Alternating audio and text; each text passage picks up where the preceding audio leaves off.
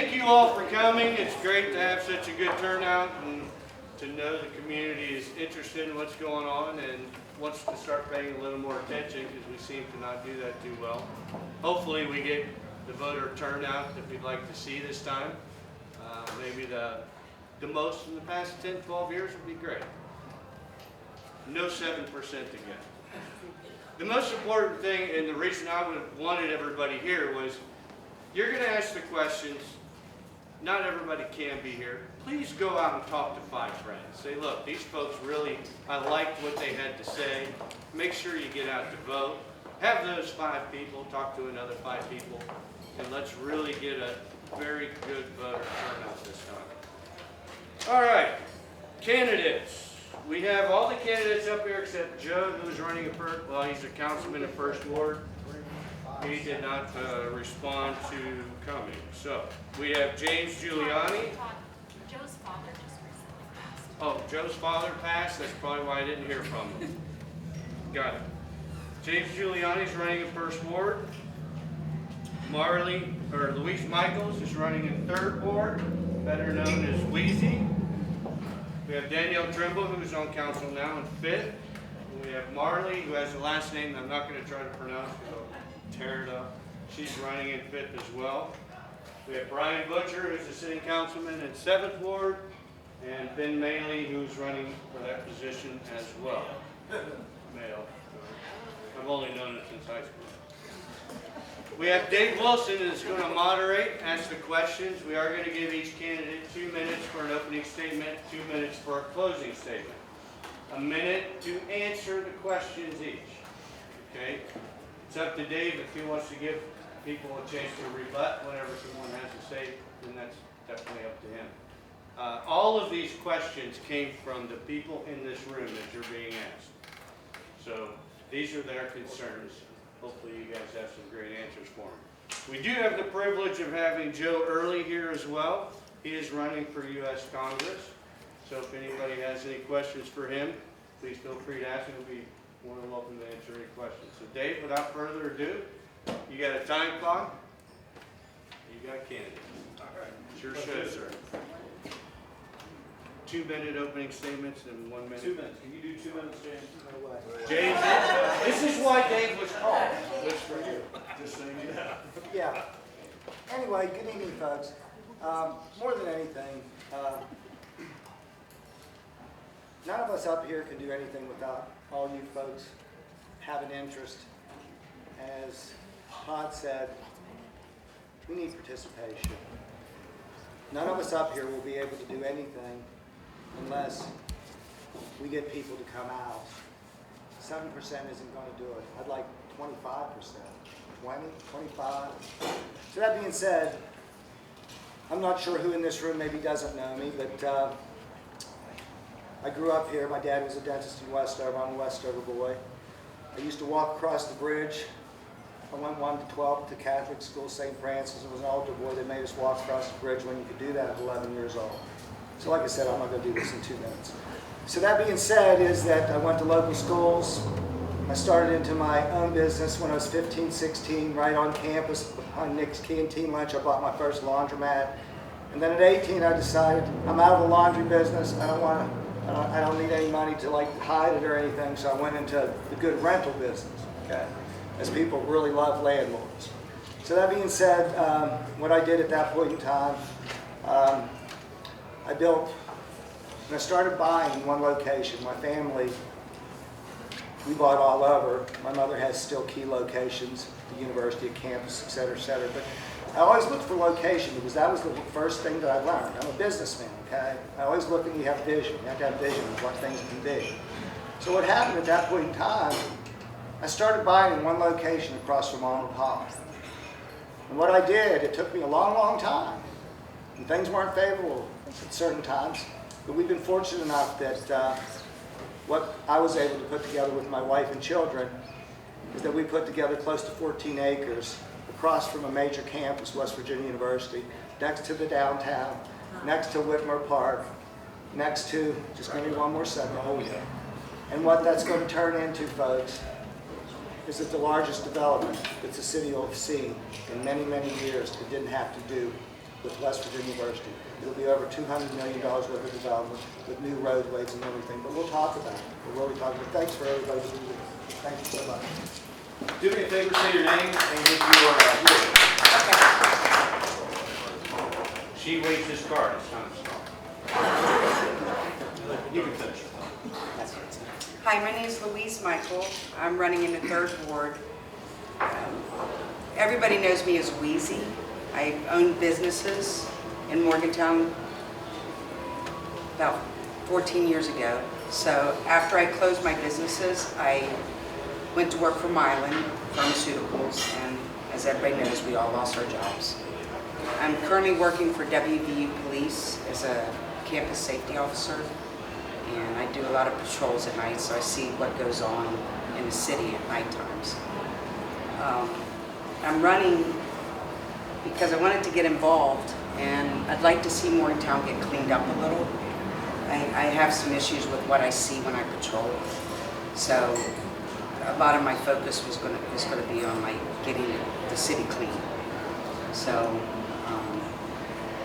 I think I'm the only candidate running in my ward, but I promise I'm going to be pretty invested in this. So, and I'll be open. If you email me, I'll respond back. So, yeah, if you guys have any questions, feel free to ask. Thank you.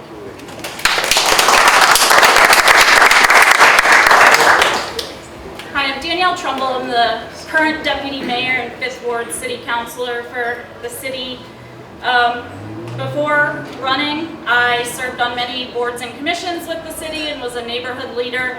So when I decided to run for council 2 years ago, my focus was on things like strengthening our neighborhoods, working on downtown, improving our access to green space and recreational amenities, and I've made progress on those while also striving to improve the city's transparency, accountability. I really strive for fiscal responsibility. Besides my obligations during council, I serve the Planning Commission, the Woodburn Commission, and I'm currently chair of the Bow Park Board. Many of you know some recent ice rink things happening. But I've also worked very closely with Main Street Morgantown on several initiatives, including an upcoming downtown safety strategy. I've worked with the partnership and the development authority on the Richwood project that James was referring to. And in my next term, I would like to continue focusing on a lot of those things, but also really work on our city's zoning code. I would love to see access to more neighborhood-based businesses and things like that. I would love to continue building upon my relationships that I have been trying to smooth over with the county, WVU. I have a great relationship with our legislators and colleagues from around the state, because I think that there's a lot to learn from each other that are serving in similar roles in similar cities. So those are some of the things that I would like to continue working on, and I'm, as always, accessible and happy to answer any questions you might have. Perfect.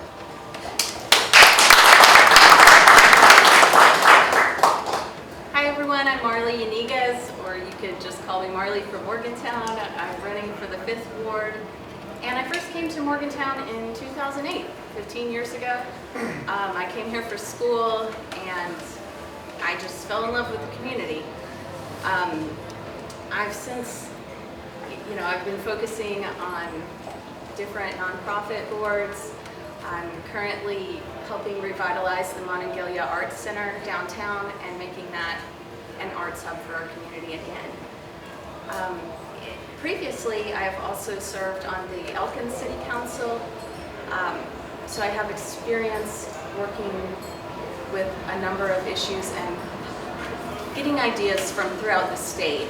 I think it's really important to see other communities and where we might build on what's positive about Morgantown. When I was a city councilor before, I wrote the city's emergency communications plan into existence, and I've continued to work on safer communities here by supporting better affordable housing, homelessness initiatives. And thank you so much for all your time and coming out and being actively engaged in voting.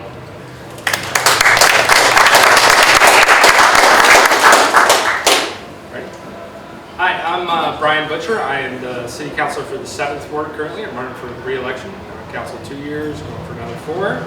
I've lived in Morgantown for about 10 years. Before that, I grew up in Beckley, West Virginia. I've been a community organizer pretty much my entire adult life. Just got into electoral politics recently. But my main issues, the things that I like to focus on, are things like houselessness and diversity, equity, inclusion, things of that nature. And I believe those 2 issues feed into our economic development within our city. I've organized with local community groups to form Morgantown Ramp, which we use to run a hotel program this year to house people, mostly families, who couldn't stay inside of the warming shelter this year, inside of a hotel, which we did with a grant from the United Way. That's work that I do off of council, but in conjunction with council in terms of how we work together as a community to provide resources for people. Council funds the warming shelter. We provide the support that's needed to fill the gaps outside of that. And on council, what I'm looking to do going forward is, as delegate, as City Councilwoman Deputy Mayor Trumble has said, I think an increase in transparency and accountability is something that we both cried from the mountaintops for quite a bit, and I think we've seen a lot of roadblocks that we've had to overcome, and we'd like to continue, I'd like to continue working to remove a lot of the stumbling blocks that once you're in that seat as one of 7, you'll find are very present. So I'd like to have our council work more integrated with the community and be more receptive to the ideas that the community has.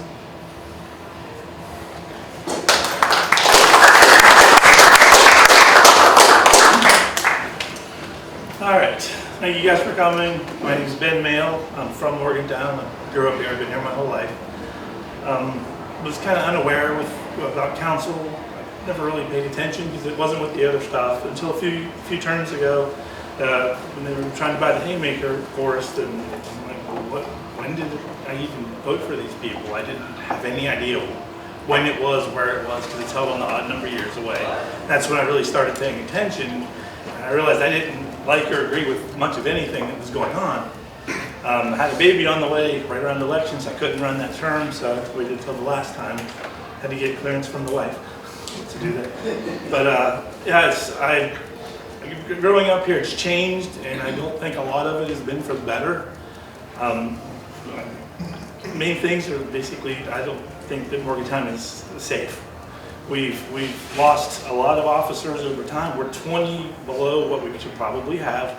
We hired 9 recently, and that keeps us at that 20. There's no patrol in our neighborhood. There's no control of speeding. We just don't have the officers to do that. So with all the stuff that's gone on, we're not making it encouraging for anyone to come here. So the safety, the first responders, the main municipal things that I believe in that we need to fix first are the safety, the fire, police, and then we basically, I'd like to move the election to general election so we don't have a 7% turnout. We're not stomping around getting signatures in the winter. So things of that nature. I've been doing youth sports for about the last 12 years. That's where I've been spending my extra time, coaching youth basketball, baseball. It's just kind of what I've been doing, and want to spend some of that time trying to help Morgantown.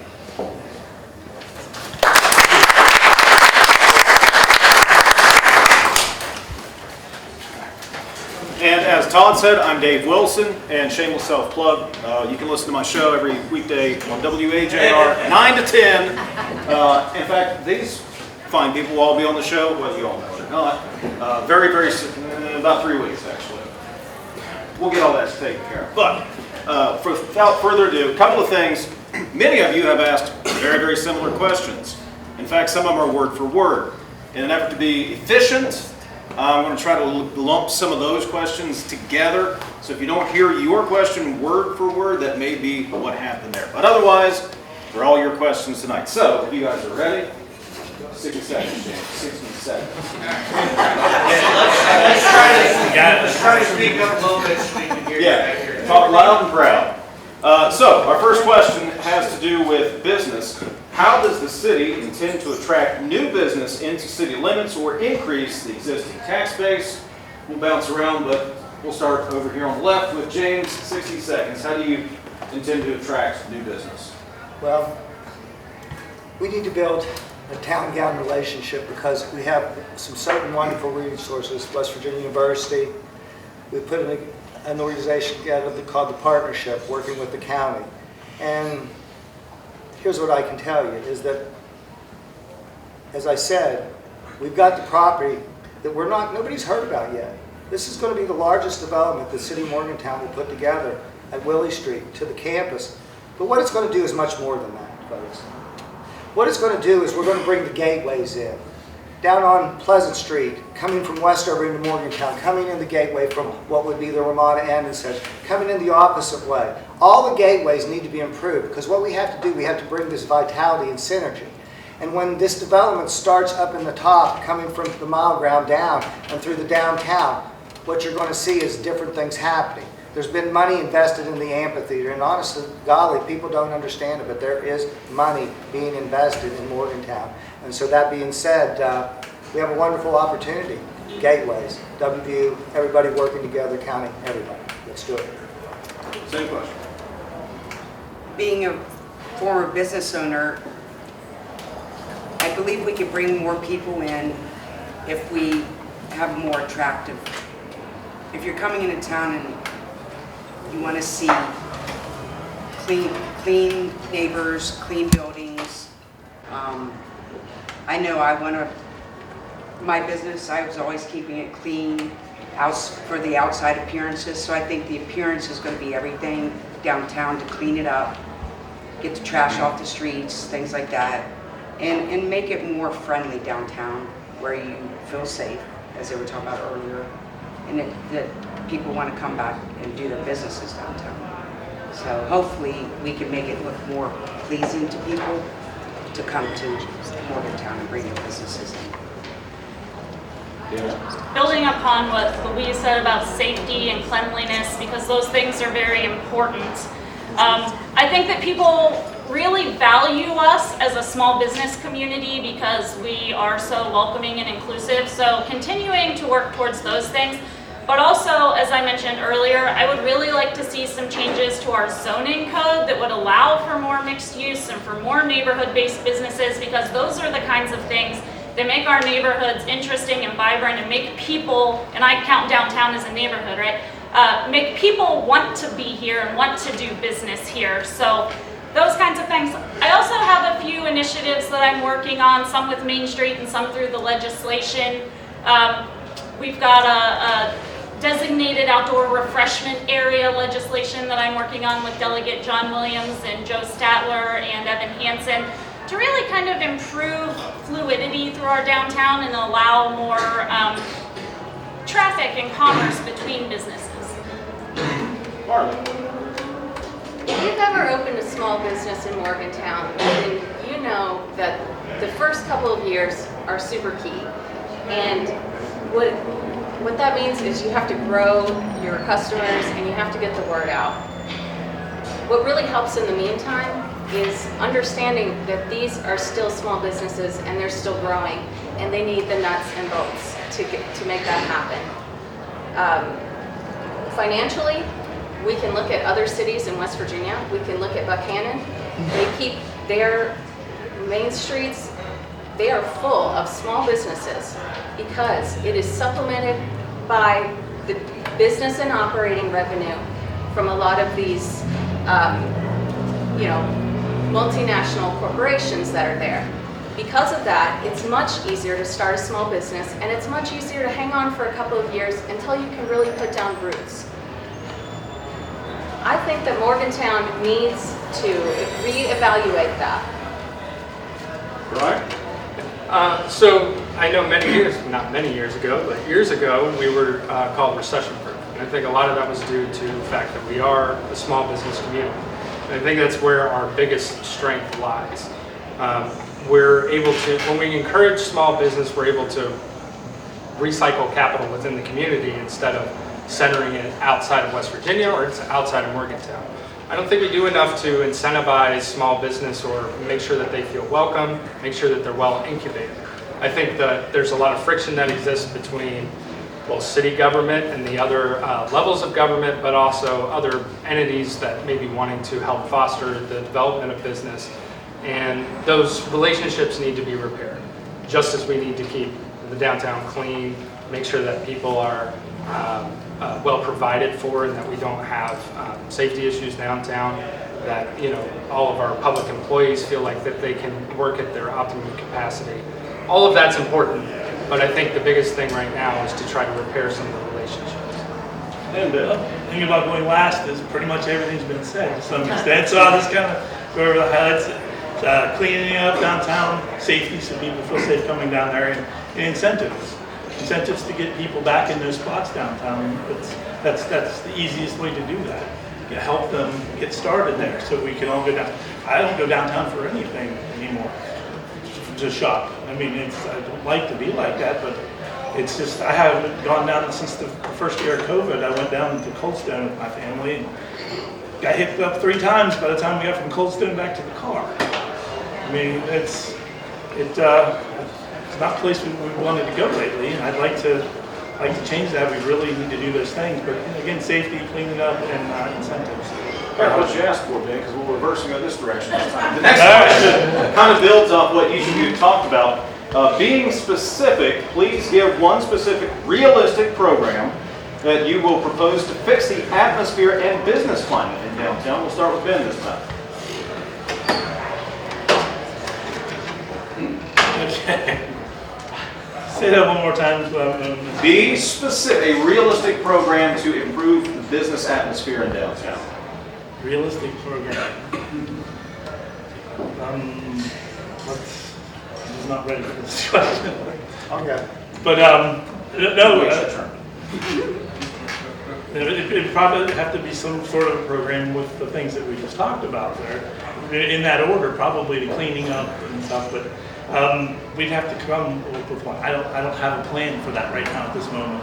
I'm very open to working and listening to people and work together to get that plan, because working together is how we do that. But right now, I don't have the answer to that. But I'm definitely willing to work for it. And we're not just going up and down the line tonight, but Brian, we're going to work our way back this way. Sure.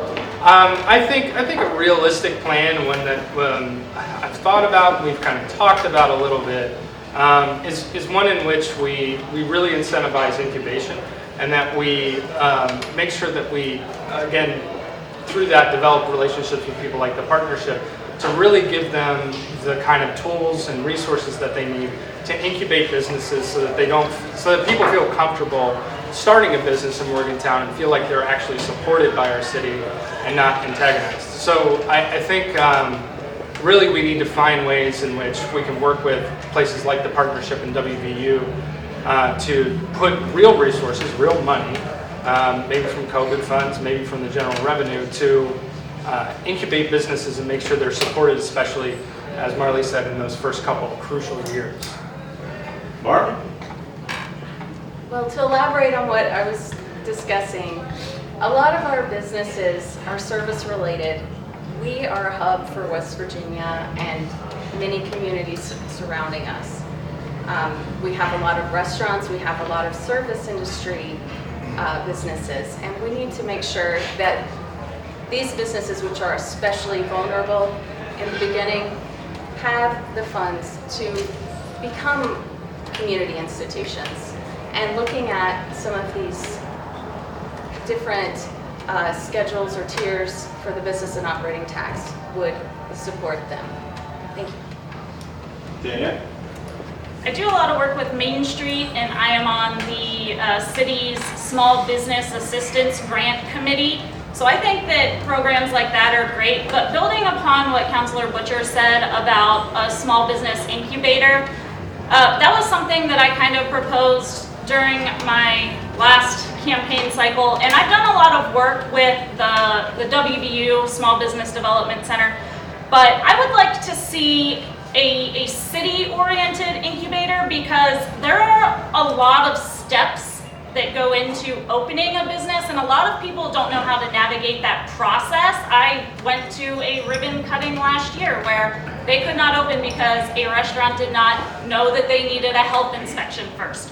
So helping someone navigate those steps, and then I think pairing new business owners up with existing business owners within the community to help them navigate things like that are really good steps.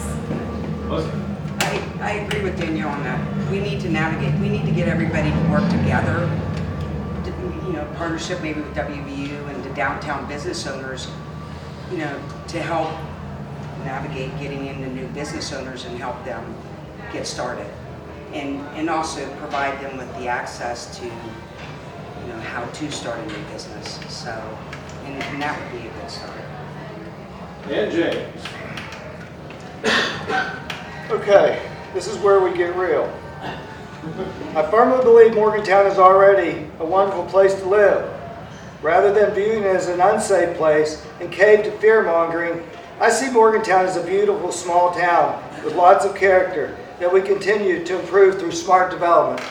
That was a quote from 2017 from Jenny Celine. Folks, what do you think today?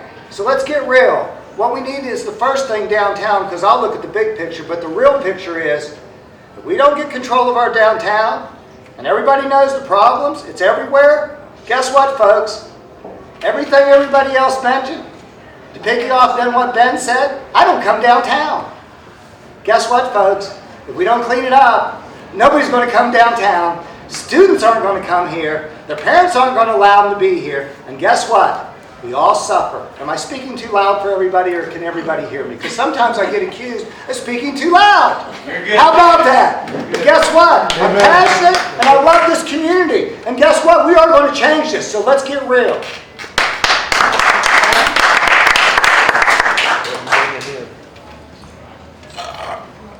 Fall right into the line. I don't want to start on the end because it's driving me crazy.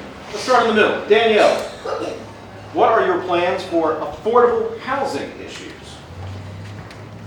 I think we need to ensure that the Fairmont Morgantown Housing Authority is paying as much attention to Morgantown as they are to Fairmont, which is not happening at this time. I'm not in favor of regulation with the city limits of Morgantown. It is so easy for a developer or a landlord to just move right outside the city limits. What I am in favor of is incentives. I think that if we can incentivize landlords to have some of their properties more available for low-income housing, or incentivize them to take some of those housing vouchers that are available through the coalition or the Bartlett House, or working within those agencies, is a good place for us to start. Marley. The city of Morgantown has 15 departments. None of them are dedicated to housing, shelter, or related infrastructure. We need a housing and shelter office because this is a prime issue for our community.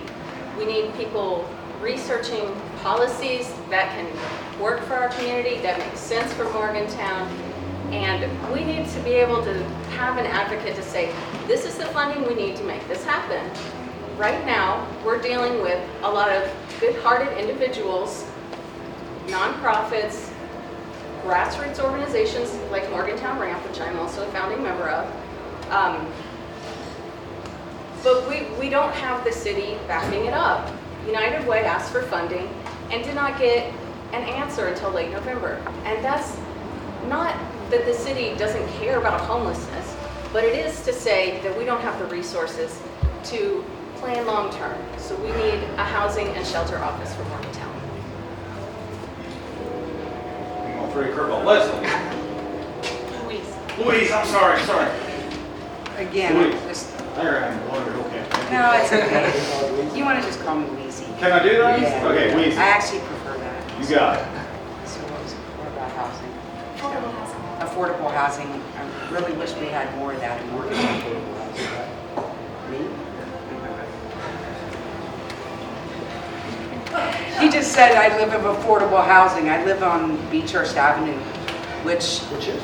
well, 70% of that housing is for seniors. And the other 20, 30% is for just anybody that comes in. But it does provide senior housing, and I know that because my brother-in-law built it. So that's pretty much why I'm over there. But I would love to see more of that, because I believe that we had to give 2 to 4 apartments to homeless veterans that we took in, and to get certain permits. I think we need more of that, because it is very affordable where I am in that apartment building. The apartment I live in, I mean, honestly, could be about $1,200 or $1,300 apartment, and I'm paying not about a third of that. So, but it's definitely, we need more of that. That'd be very helpful. I'm sorry. No, you're good. Brian, now you're up.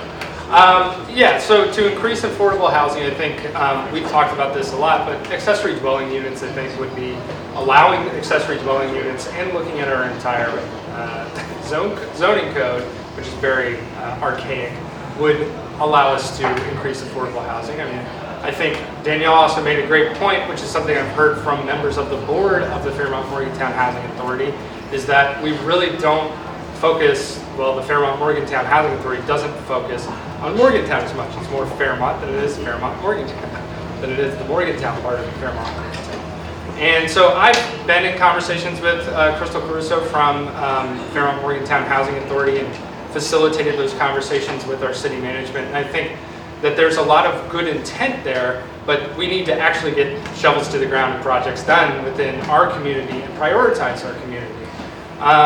And the other part of that, I think, is our city officials and county officials and everybody working together so that we can chase after HUD dollars, communicate with HUD better, and just really get the matching grants that we can to make a difference. Thank you. James, you're up. I'm going along with what different folks said, but Louise is what she said. That's why I wanted to bring it up. When you get people incentives, going back to the development, there's going to be residential housing going up into the Woodburn neighborhood and such, okay? So what we have to do is offer the developers and such, these certain incentives. This is done throughout the country everywhere. You have 20, 30% moderate income. And so then the rest of it is at market, et cetera, just as we were talking about. Certainly we have to work with the programs. Things have changed. We had West Virginia University. It was perceived that we had this large demand in housing in the sense that the supply is greater than the demand, folks. Okay? So that's just flipped. There's much more, there's enough supply. There's not enough supply of certain types of housing, but guess what? As the market changes, we have to identify those neighborhoods where they're going to be, and we have to modify and look to where we can do those certain things. So that being said, there's a lot of opportunity out there for investment. We have opportunity zones. That's exactly where these folks invested. I wanted to try to do the same thing at the Bartlett House, and I just couldn't get a deal done. Thank But you, James. we wanted to. Ben, your last All right, again. last again. I don't believe in regulation. I just don't believe you can tell someone what they can do with their own stuff. But I do believe in incentives. I think that's the way to work with people. We have to work with people. And as far as working developers to build affordable housing, like Scott Avenue and West Run, those are affordable housing. Work with them to develop that in city limits. Why do we only do that out of city limits? Why can't we get something like that in city limits? I had a friend who lived up on Scott Avenue, and they paid $400 a month was their townhome cost for their rent, because it was based on your income and your assets. And he was a manager at a pizza shop, and his wife was in school, and that seemed to me like something that really stuck with me as something we could do to more of that, but we need to do it inside the city. We've talked about downtown, we've talked about housing. Kind of at the heart of the issue is the homeless situation downtown. We have several questions about the homeless population. How do you address the homeless population, and how do you deal with folks who deter people from going downtown? You need money. Start with Brian. Brian? Homelessness, how do you deal with it? Sure. I mean, I don't think it's a problem that you're ever going to solve. It's not something that's going to be solved within our lifetime, certainly. It's something that we can greatly alleviate, though, and I think that we're currently failing to alleviate in a lot of ways. And I think, you know, one of the biggest things we can do is to reduce the friction that we have amongst, again, other service providers. We know that there's a lot of friction in between all of the service providers and towards the city and other governmental agencies. We all need to be working together instead of working against each other to try to come together to solve these issues. I think that we have a lack of just basic services that can allow people to be in some spaces other than outdoors. And so that makes for a lot of community frustration when they just see people outdoors all the time. But there's nowhere else for people, no place for a lot of these people to go. So I think a lot of the service providers will tell you that we need better options, we need more funding, and we need more focus from federal agencies in our area. Thank you, Brian. Ben, homelessness. All right. Not sure how to actually solve it. You know, don't believe that you can totally solve it. But we talk about more money, more services. But does it kind of seems like we're recruiting more people to come here. We're never going to catch up to that problem. We're always going to need more because more people are coming. I went to a council meeting a while back, and Zach Cruz told me that they were shipping in from Seattle, as far as Seattle, to get here. I don't know if that's true or not. I don't know why he would have made that up. But that was because I wondered how we went from the half a dozen I remember growing up to like 127 people in Diamond Village. Where did they all come from? How did they get here? But it keeps growing, and if we keep, you know, we keep getting more and getting more, I believe more and more are going to keep coming. But the word's out. Someone told me they had seen a paper that they had handed someone that they got out of UHC and shipped them up here with a list of amenities to get them out of Clarksville. And I trust that person. I trust that that's accurate. Thank you, Ben. Let's go, James. Well, guess what? Ben's keeping it real. Because that being said, it's wonderful to provide service, and guess what we do? So guess what? We've even gone the extra mile to do things a lot of communities have, the Ruby House of Hope. One thing that Marley did hit on, though, that I think is very good would be, in the sense, and all of us, I think, the same thing. It's just, have we gotten there yet? Is that we need to tap, and we have to take these resources that we have, okay? And they have to fall somewhat under one umbrella. Huntington's doing it in some ways, Charleston's doing it in some ways, so we work with our sister cities within the state to do these things. But what we have to do is some sort of director, some sort of person that's going to guide our mission, okay? Now in the case of homelessness, now, what is homelessness now? If we're talking about our downtown street problem, is that homelessness? That's not homelessness. So we have to separate here. Have to understand. I was the first guy that ever housed homeless under Reverend John Sonneday. He said, James, if we don't build a program, and that was 10, 12 years ago, guess what? 10, 12 years later, where's our programs? Thank you, folks. Thank you, James. Louise. I'm dealing with this issue every night when I work or I see it, and we need a little bit more police presence downtown, especially at night. And, you know, not just to protect the students. I mean, because, you know, Friday, Saturday night, we all know how many people's downtown. But again, you know, what are the solutions? Because there's so many, 3 come in, 3 go out. 3 come in, 3 go out. And I see new faces every week. They're coming from out of state. You know, we could tell them to leave campus, and we do. And if they won't, we give them a trespass, and it's just a repeat cycle. But then you have the people that are really struggling and need help.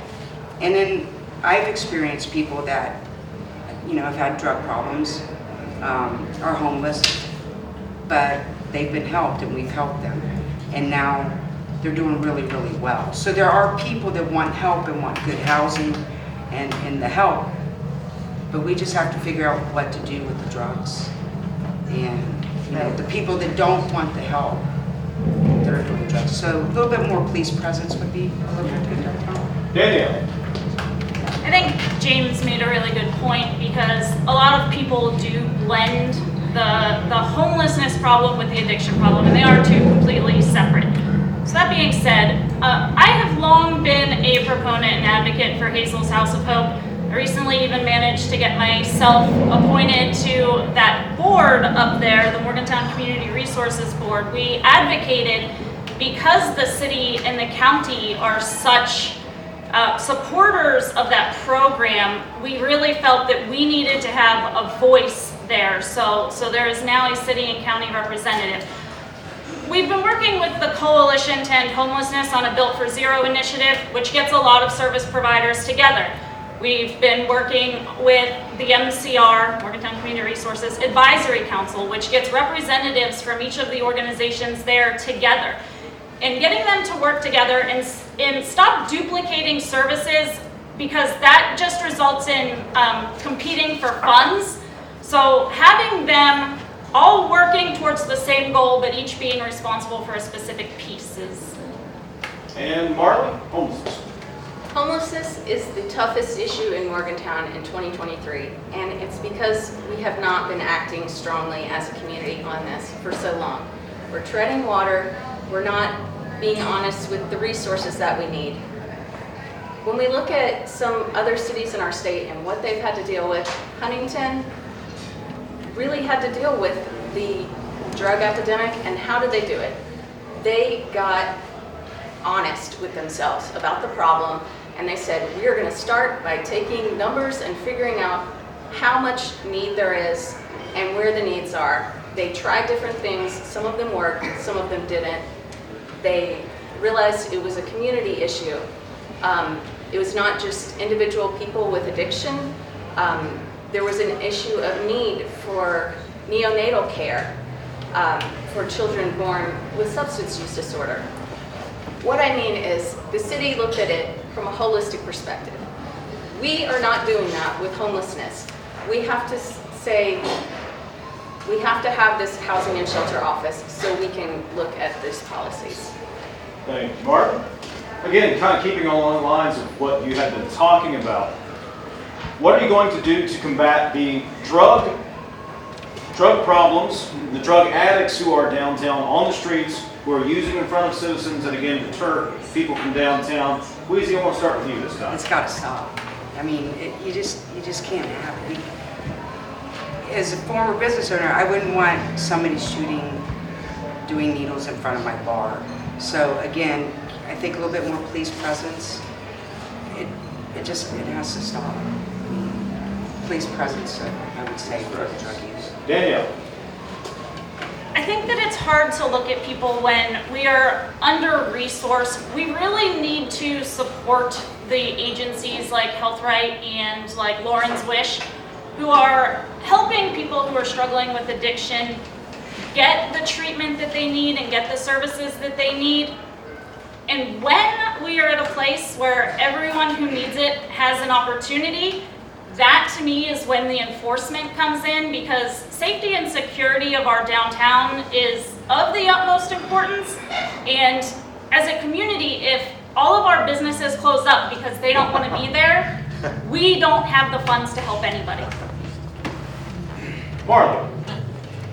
We have to look at the data. It's very easy to make a judgment about drug use without saying what actually works in helping reduce drug use and get people into recovery who would like to do that.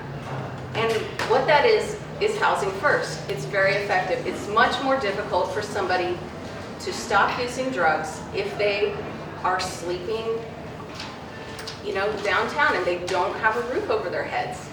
I know this is an issue for a lot of people, but we need to look at what really is the solution and what really will help make a difference in those numbers.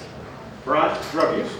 I think it's, again, a problem that we're not going to see solved within our lifetime. It's something that, again, is gotten out of control. But I believe that there is definitely a a large lack of resources for people within the city, but there's also not an acknowledgement, I think, from our community and our government organizations of the drivers of addiction and trying to care for people holistically.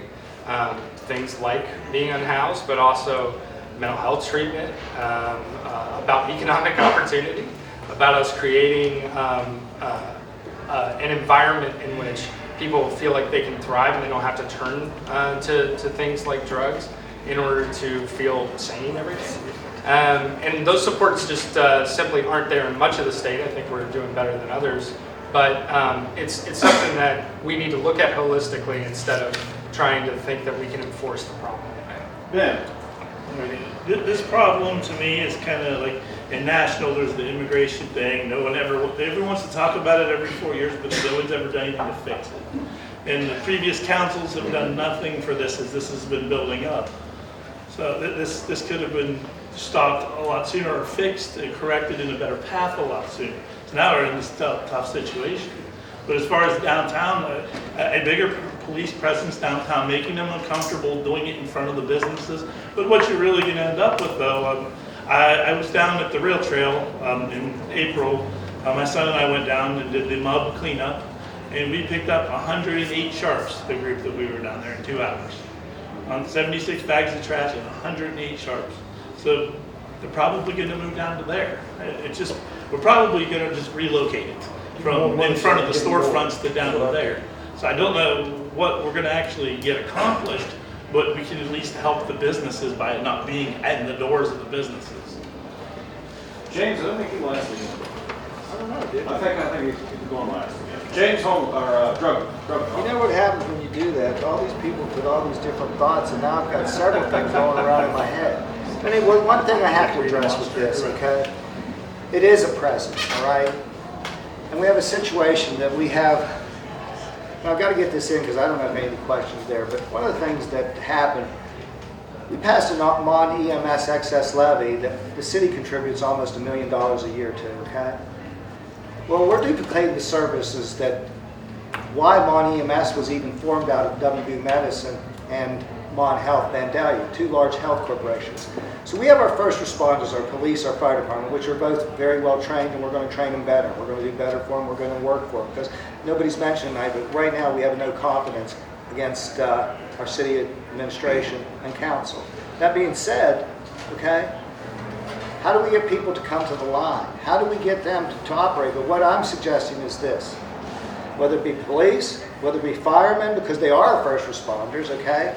Why can't we set up ourselves up on High Street? And this is my idea. Me as a councilman, when I'm councilman, guess what? I'm going to show a presence just as I do down. I'm going to ask questions. So what I'm suggesting is business owners, we all need to get involved to see what is the problem. Can we have a workday center? Can we do these certain things? So what I'm suggesting is that we have to get involved in this if indeed we want to solve this drug problem that is never going to be solved, but the fact of the matter is, can we control it?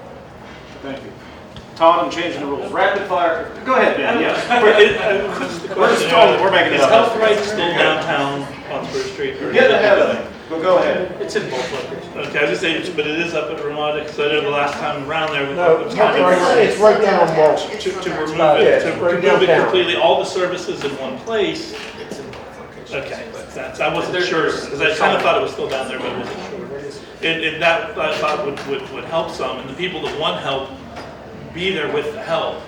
I mean, if you come downtown, hang out, don't you bust really them into want town every day where they can hang out all day. That'd be great. It's people that come downtown with the services and the help. If you just come downtown to hang out there, do you really want help? Are they the people that want help, or are they the people that don't want help? Right. Which Bring up Health Right. That was my next question. Modifying this one just a tad. Yes or no answer. Do you support Health Right's needle exchange program, James? It's rapid fire. It's just a yes or no? Yes or no? Okay, maybe. Maybe. That wasn't an option. We went with maybe. Wheezy. Needle exchange. Can I say maybe like that? Well, we're hanging that as we go. Maybe usually means no, but so I'll go to maybe yes in the sense that if it's responsibly done. If it's done like it's done now, no. I agree. responsibility. Danielle. Mostly. Marley.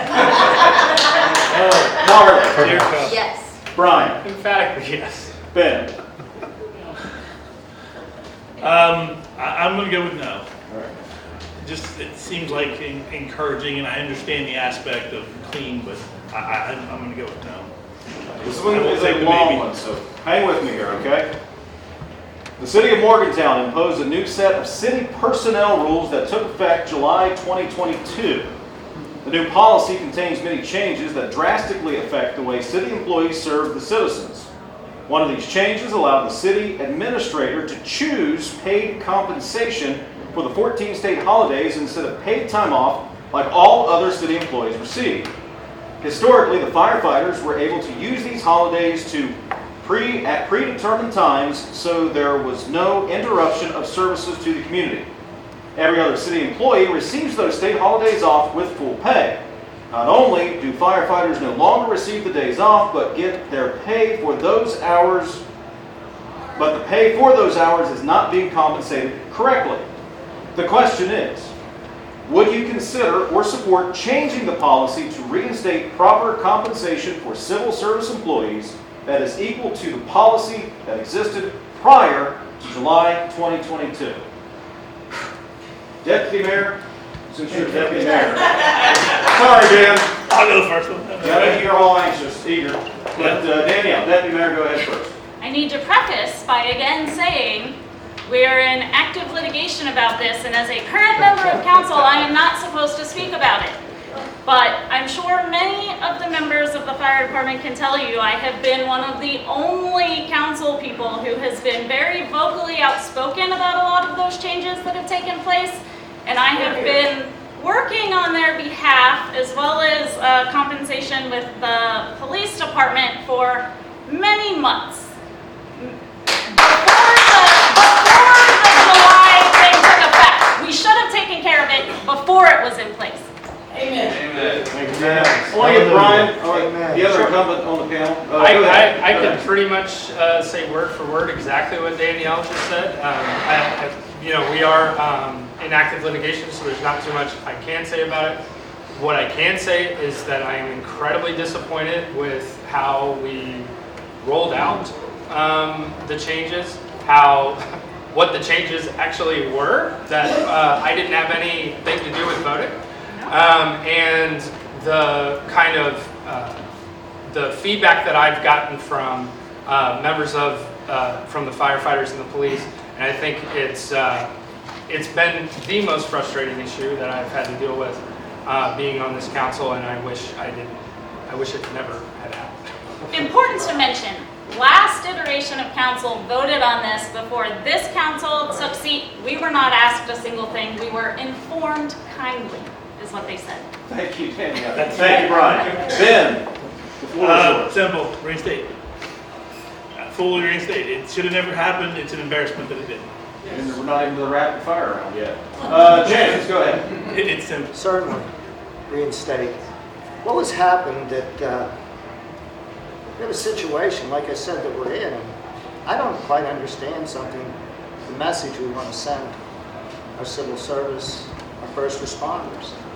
How indeed could we come up with a contract for the city manager that gets 8 weeks off approximately, raised him up, gave him more benefits and such? How do we do that? We have questions about it, but then come into the meeting, no questions are asked, there's no more hearings of things, and it's approved 7-0. That's just something I could have never done.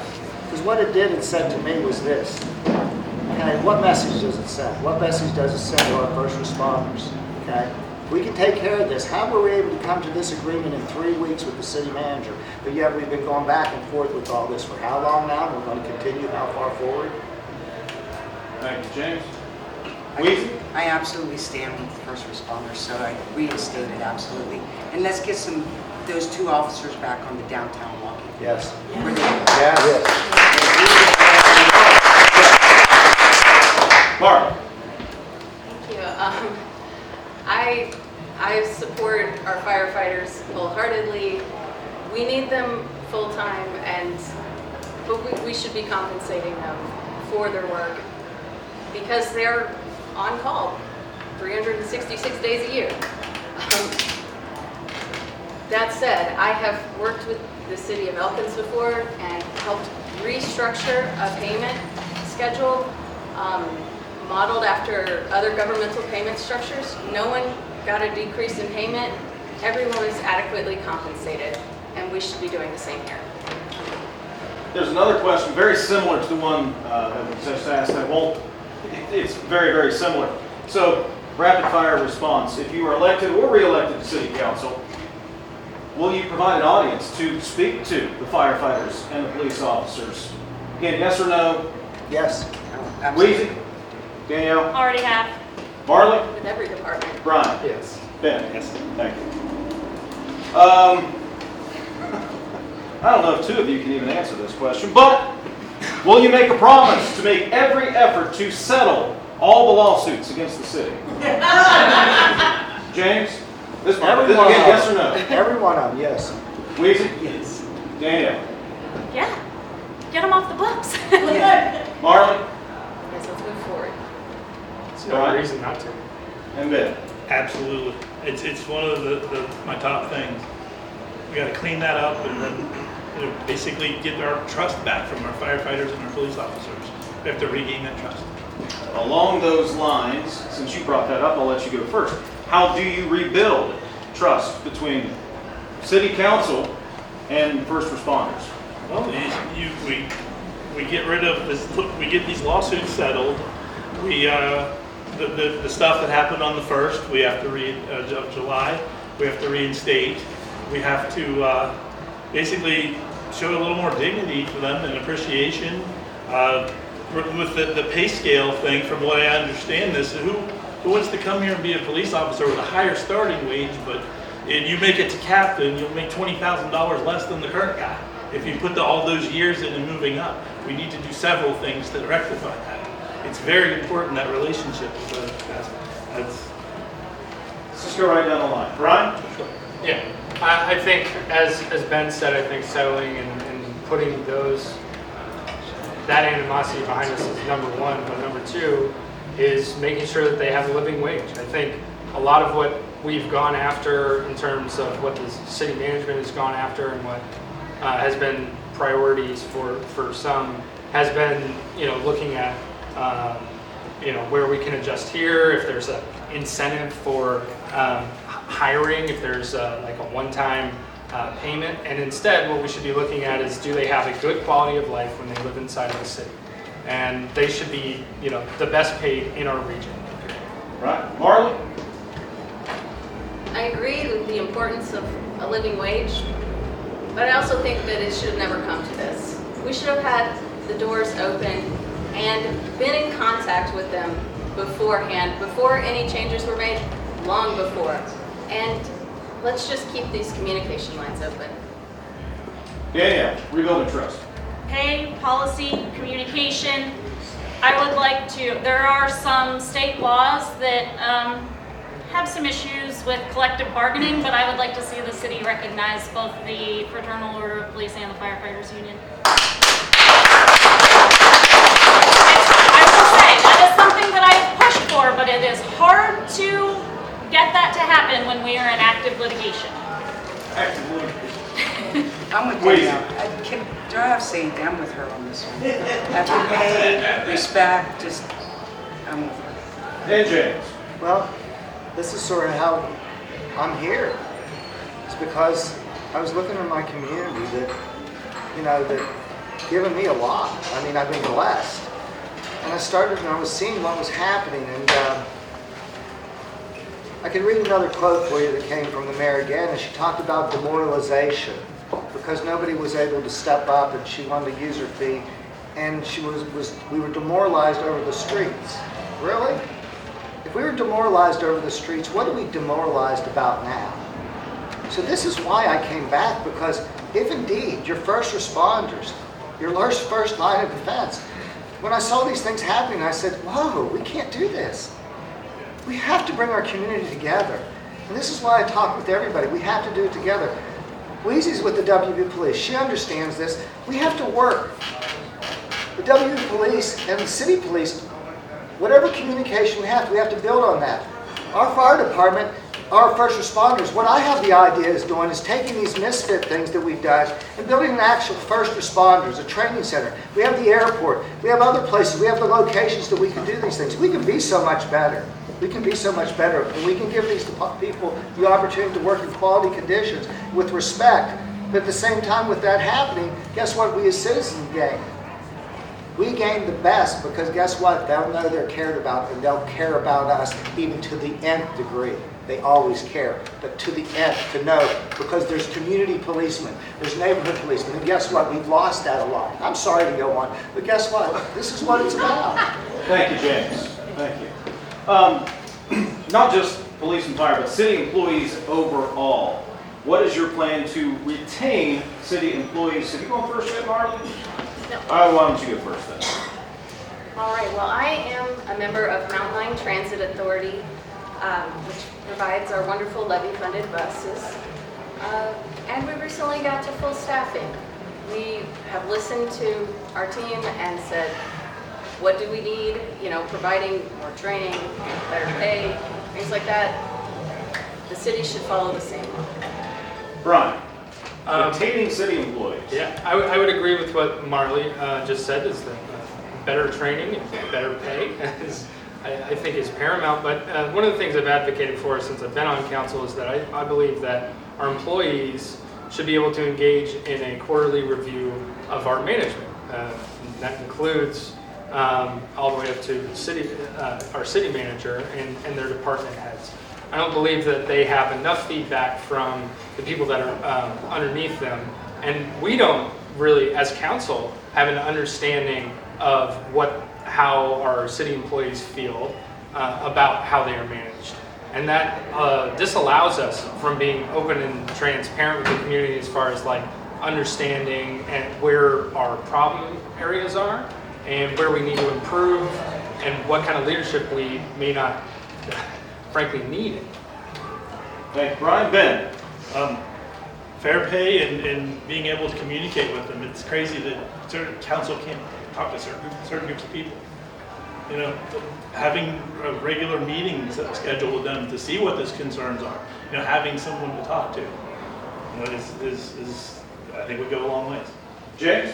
Well, everything folks have said. What I would like to do when I'm on council and for the other ones, I would like us to have office space so that we can address certain things. Can we tell employees what to do? Certainly we can't tell them what to do. Can we have conversations? Can we make suggestions to each other? Can we have a discussion? Can we communicate? I mean, certainly we can do those things. So those are the things that I would suggest that we do. And what we need to do, as others have sort of alluded to, is that we need to have our department heads give, whether it be monthly, whether it be quarterly, it's something in those time frames. I noticed that everybody else has done a state of their city, a state of the state, state of the nation. I'd like to know what the state of the city of Morgantown is and what exactly would say. I'd like to hear that, and I'd like to bring that forward because the public needs to know. We need to communicate. If we want to get people involved, guess what? They have to be understood. So I'm begging everybody and pleading anybody in this room, please get involved, please get involved, please get involved. Thank you, James. Louise. Again, pay and communication is good. I've had a lot of employees under me through my businesses, so I don't really know what the pay scale is down there. I haven't got there yet. I remember it was 15 an hour to start. So if it's, yeah, look, I'll look at more action once I get there. And Danielle. Besides the obvious pay, personnel policies, benefits, I think that the atmosphere within the city is damaged, and I think a lot of that comes from the top down, management down. I don't think employees are feeling valued by the management that we have now. I don't feel like they feel that they are getting adequate communication, like when the personnel policies were rolling out or when the police new pay policies were rolling out. And these are things that I've been really trying to hit home with our current management. If you have a conversation with people and you have some mutual respect, that will go a long way towards changing the atmosphere. And that's really why people don't want to come to work every day. Okay, I just need to add real quick. 30 seconds. People think that it's just the fire and the police. But it's not. It's not. And so I just need to say that because we have a larger problem. It is a total morale problem. And guess what? Morgantown should be a great place to work. By golly. Thank you, James. This question is specifically about the police department. What are the problems? It is in quotes. What are the problems with the Morgantown Police Department? James. On what side? I'm reading in the question. Pretty open-ended. It's- I'm with you. What are the problems? Well, here's what I'm going to say to you. I love our first responders, but here's what I'm going to tell you. I think they feel like they've been put in a position that they have to stand back, that they're not being able to do maybe the job that they should do, that they know they can do. But you have to have the respect of your community in the sense, and you have to feel as if that every day that you go out there, can you imagine being a police officer, a first responder? Man, oh man. I think we have to support them more and make them understand what our priorities are. And that's protecting the majority of the citizens, meaning the people that do pay the taxes, meaning the people that are coming down, investing their time and money in our community all over town. This is what they need. Because if we show them those certain things, then guess what? It'll go a long way. Thank you, James. Louise? Respect. I mean, they just want to be respected Yes. again, and they want people behind them. So if we get behind the police department in Morgantown and let them know it's okay to stand there and clean it up. Thank you. Danielle? I will also choose to take this as, like, what are the problems with morale in the police department? They do not feel respected, but more importantly, they don't feel supported. They don't feel supported by council. They don't feel supported by city administration. They don't feel supported by their own leadership, and they certainly don't feel supported by a large portion of our community. Marley? Police officers hold what should be a position of trust in our community, and that needs to go both ways.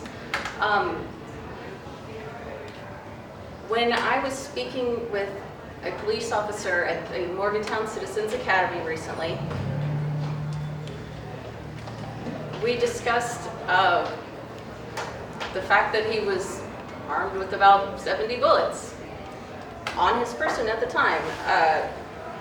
And one in the chamber. Is that the type of atmosphere, is that the relationship that our police should be having with our city? Are they afraid of everyone who lives here? I understand that the police are understaffed. It is about 25%, according to the chief of police. But what do we need? Thank you. Brian? Yeah, I mean, I guess I'll choose to take it as everyone else has, but I believe that there is a problem with morale, and I would tell a story. When I was on my way home from council not long ago, I got pulled over, and I had a taillight that was out, and I don't think the officer knew who I was. It's fine, and I just asked him, like, look, I'm coming home from city council, and I know that there's been a lot of animosity back and forth, and like, what do you think is wrong? What do you think are the problems? And what he said was just, look, man, I can get paid more going working here, going working just about anywhere else. And he loves his community, and his wife just had a baby, and he doesn't feel like he can provide for them. And I've been there, and so I think that there's ways in which that our police need to be more integrated into our community, and that we need to make sure that they have the resources to develop a life in our community rather than living outside of it and having to commute just so that they can afford to have the job that they do. Ben? Well, I'll answer it the same way there.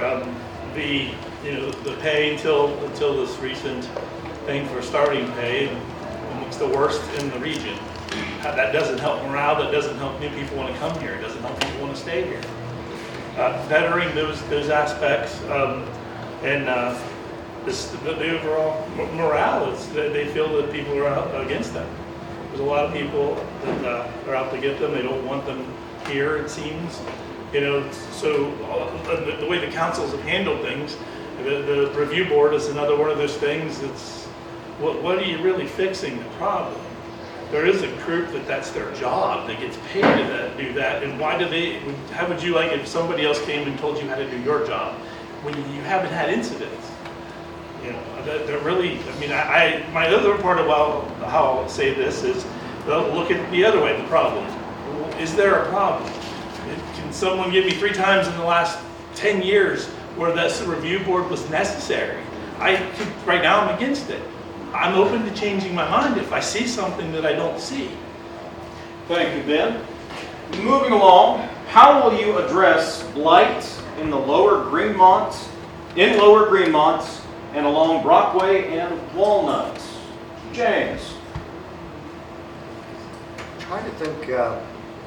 I did not bring a map, I'm sorry. No. I'm trying to think where the TIF district extends over into Brockway Avenue. I think it actually does. So there's some tools there, okay? What we have in the city that we did, we brought in a development arm in the sense that we gave ourselves the opportunity to buy property. Most cities have that and they take advantage of it.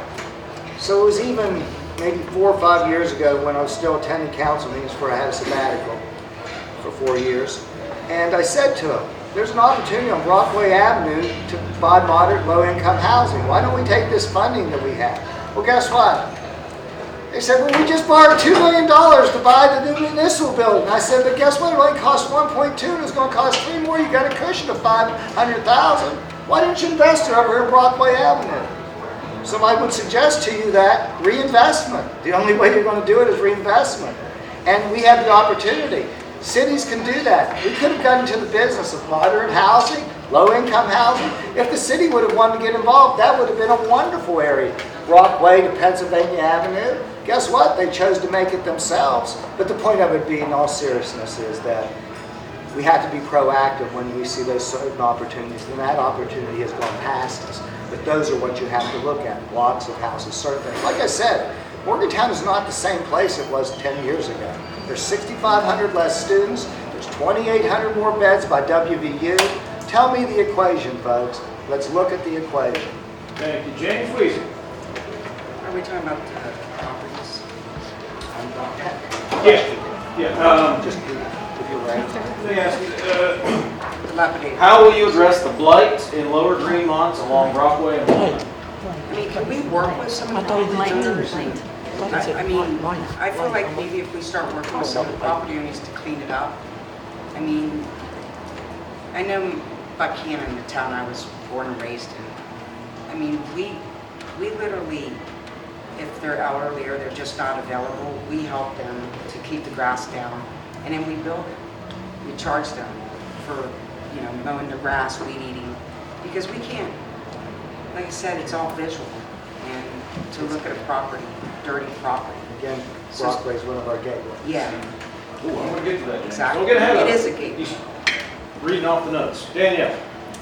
The city has been working, every year we set aside a bit of money, and we have set aside a significant chunk through the ARPA program for removal of vacant and dilapidated properties. We're currently working with the Land Reuse Agency to acquire some of, hopefully those properties specifically, and those will be taken down. They are not salvageable at this point, so I think that that would be a really great place to hand some of that property over to the Fairmont Morgantown Housing Authority as a low to moderate income area that could be built by them, while also maintaining some of that area for public green space.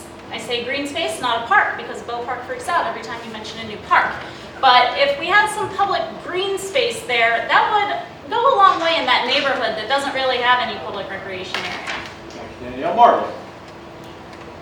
Lower Greenmont is beautiful. It is vibrant. There are lots of art studios. There are independent farmers selling plants. It has a lot going for it. But we need to be honest about the problem here. And the problem is the road, Brockway Avenue. The city has been you know, covering its eyes and saying, it's a state road, we can't do anything. Is that really true? Can we really not work together with the state, with local businesses, and come up with a solution to make it a more sustainable road, to potentially widen walking areas or create connectors with the rail trails so people can walk into the community or bicycle into it and support these local businesses? We can do better. Brian? I would agree that conveyance is a problem in that area, but I think redevelopment with an eye towards mixed use would go a long way to making that area more sustainable. And one of the areas that we have identified with talks with Fairmont Morgantown Housing Authority is most of their issues that they might have within the city is that if they want to develop a plot along with the cost of land and the cost of demolishing, say, a house, because they have to bring them up to code. They can't necessarily rehab a home, is prohibitive for them to create actual affordable housing. It gets too expensive for them. So if we were able to give some of that land to our housing authority, I think we could actually develop some good affordable housing. Ben?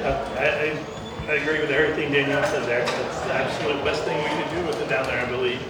And as far as Brockway, as Marla was speaking about, I agree. It's a state road. But if the city really wanted to fix that road, is the state going to tell you, no, you can't do that? Because we are still butting heads with the state from councils ago, from the truck ordinance and stuff. That's why we still have the worst roads in the district up here.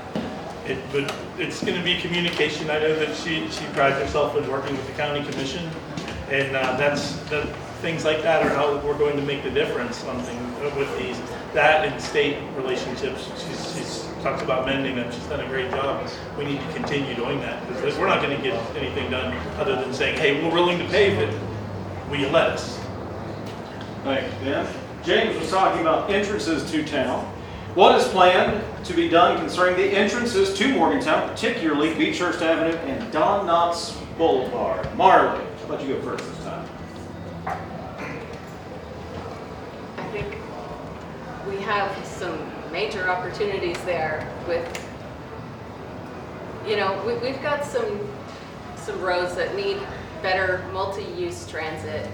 We have a lot of people that we can bring into town. We've got little PRTs. We've got the, you know, a bus system that's been growing. But yeah, let's make it more accessible to get into the heart of our community and participate. Right? Yeah. If Tom Bloom is to be believed, I believe that we have Don't believe it. some better relationships coming forward with our district as far as DOH, and so that's encouraging. I think that we all need to take a part and take accountability for that and try to build those relationships with DOH to try to advocate for ourselves in our district and improve our gateways. I think also we need to be very clear and honest with like the kind of direction that we want our city to go in, and that we value walkability, we value bikeability, and have our states join in that mission with us so that we can be a model for the rest of the state. Ben? Just as a thought that I've never heard talk about, getting in and out with the traffic and the stuff on those roads. Is there a possibility of making Beechhurst one way heading out, University one way going in, alternating some one ways up and down, like downtown is, to get easier traffic to people who want to come downtown? Would that help? I don't know, but it's something to know about. James? Okay, as far as you're talking about coming in from off the interstate, I-68, I'm going to look at this just a little bit different because when I'm looking at the gateway coming in and coming out. So with certain things that happen that previous councils did, we can't annex very easily. But guess what? We did draw a string to Sheets, Walmart, et cetera, et cetera. That's the one opportunity, just like they've been able to do at Westridge, and just they've been able to get Westover and Granville because Granville and these folks in the county offered them certain things. So what I'm suggesting is that we create that gateway that was never able to be created, and that interchange. And when that happens, it's going to come in, and I do believe Tom Bloom.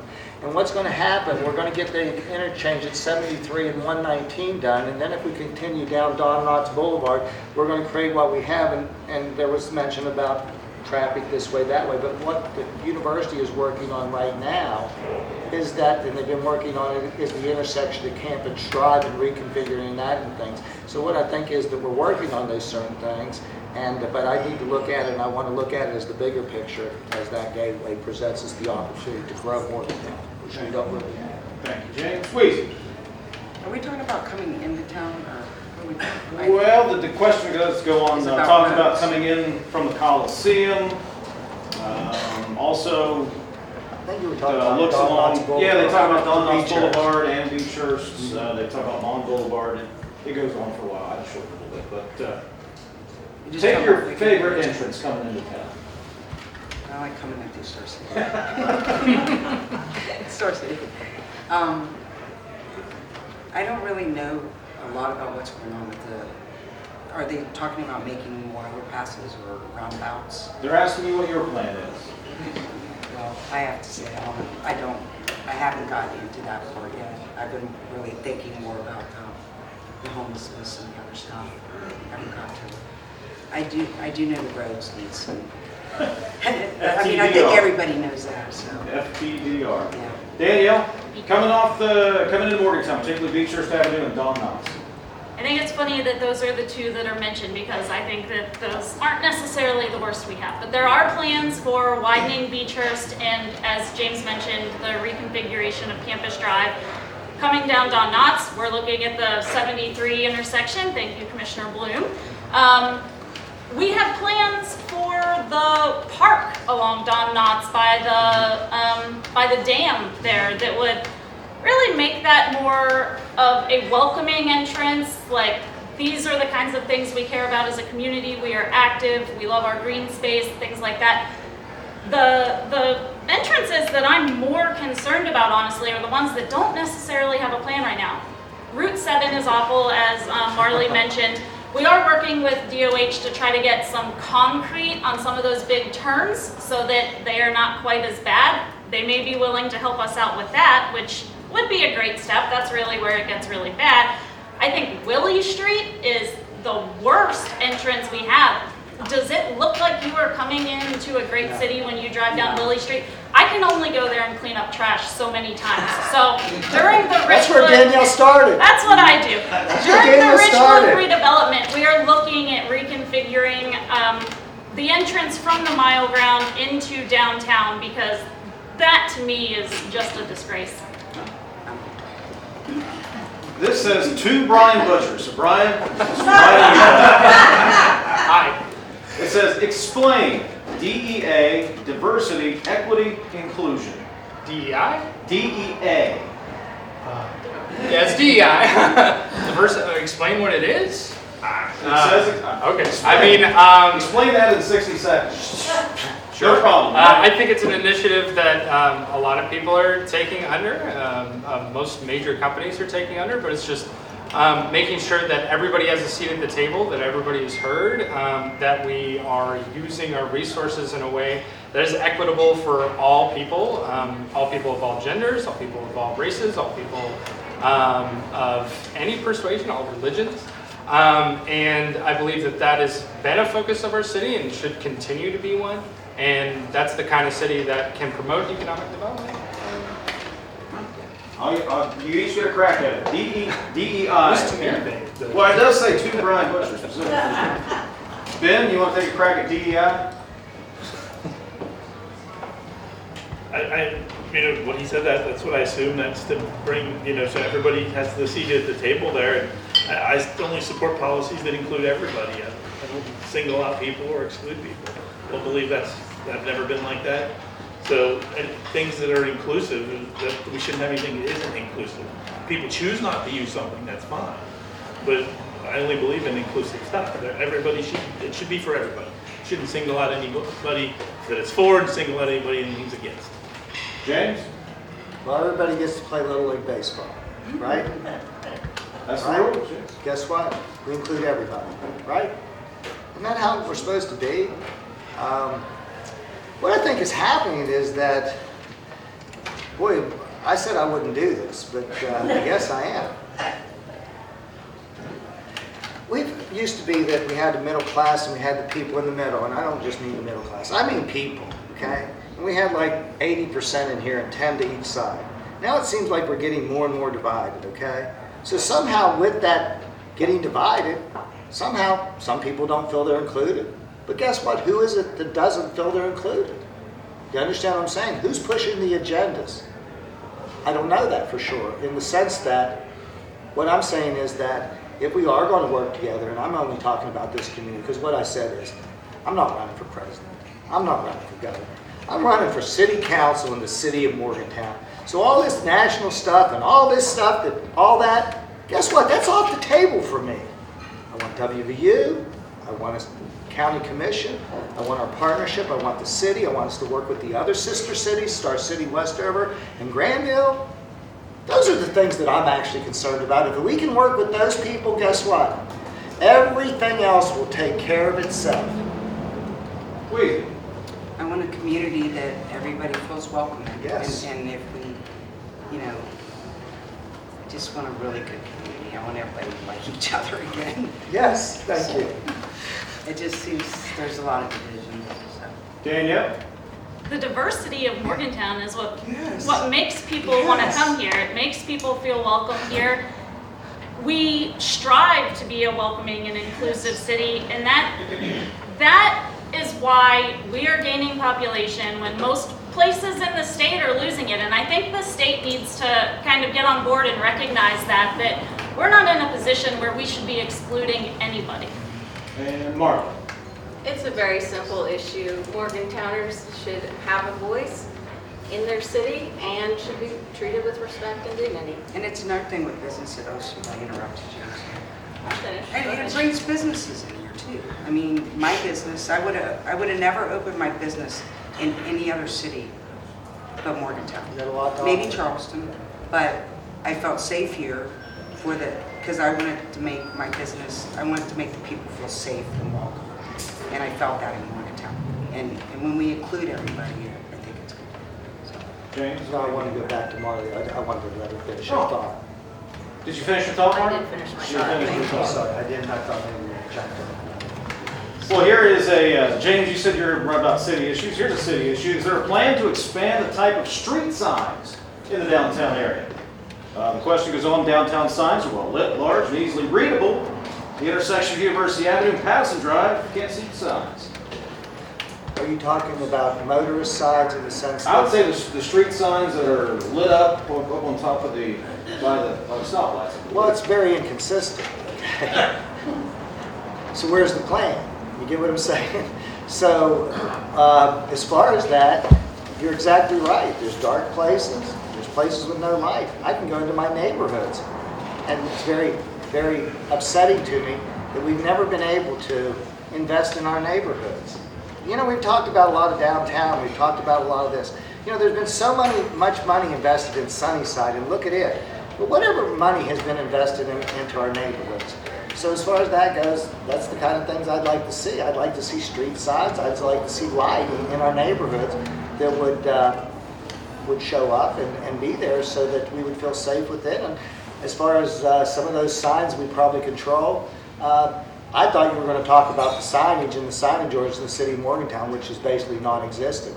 You can have a sign for anything anywhere. Look at it. So.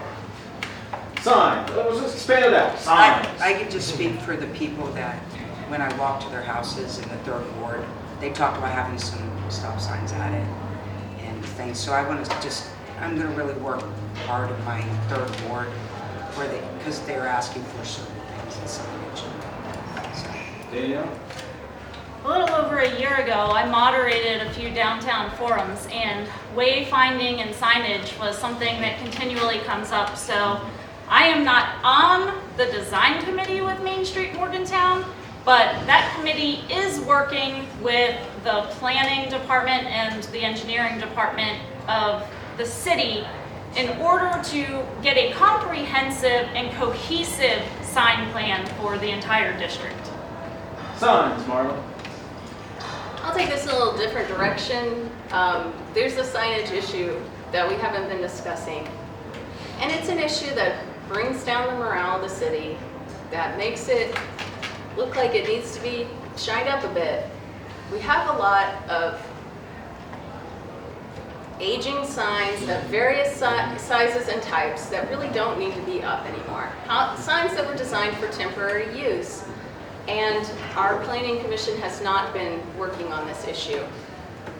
When I have built a planning and zoning, an entire guide to that from scratch in Elkins, not by myself, on a commission and with the help of the WVU Land Use and Sustainable Development Clinic. I think we need to take a hard look at our cities from the ground up. Signs, however you want to talk about it. I think the uniformity and readability is just great, and accessibility for people who may have disabilities as well. But I think one of the things I think about a lot is how every one of our neighborhoods in Morgantown is pretty distinct, and it's one of the things that makes our city so great and interesting. And not all of them have the cool signs that Woodburn does. And so, I mean, I think we need to do more to highlight the creativity and the unique neighborhoods that we have. For instance, Suncrest, I think, needs its own sign. Maybe we can talk to Bob Huggins about putting one in his yards. But you know, I think we all need to. I think we need more signs that kind of show the character of the place that we're in, because I think that's one of the best things about it. Our neighborhood association worked very hard for this. We talked to Bob. Signs everywhere. I agree with what Brian says about that. We don't have anything like that in Suncrest. It is a neighborhood. Some people can't differentiate Evanston Dale and Suncrest. Some people think it's a different part of like Star City. It's not even Morgantown at times when you talk to people. So that would be kind of cool if we had better signings like that. The illuminated ones downtown, that was one of the things that it's happened in the last 10 years that I go, wow, great job. There hasn't been a lot for me. That was something that I thought I'd like to see those expanded a little bit more out there. I mean, you can't put them everywhere, but you could build out road. I think it was a great idea. See where you are. Anybody else on signs? Remember, you have to take the campaign signs down after. 10 days. 10 days. One thing I would add is just this. At one point in time, in our downtown, we had a tremendous design review committee. It was formed, and there were certain buildings that you could see. But our planner at that time chose to neglect them. He chose to make the sign ordinance a thing that was basically obsolete.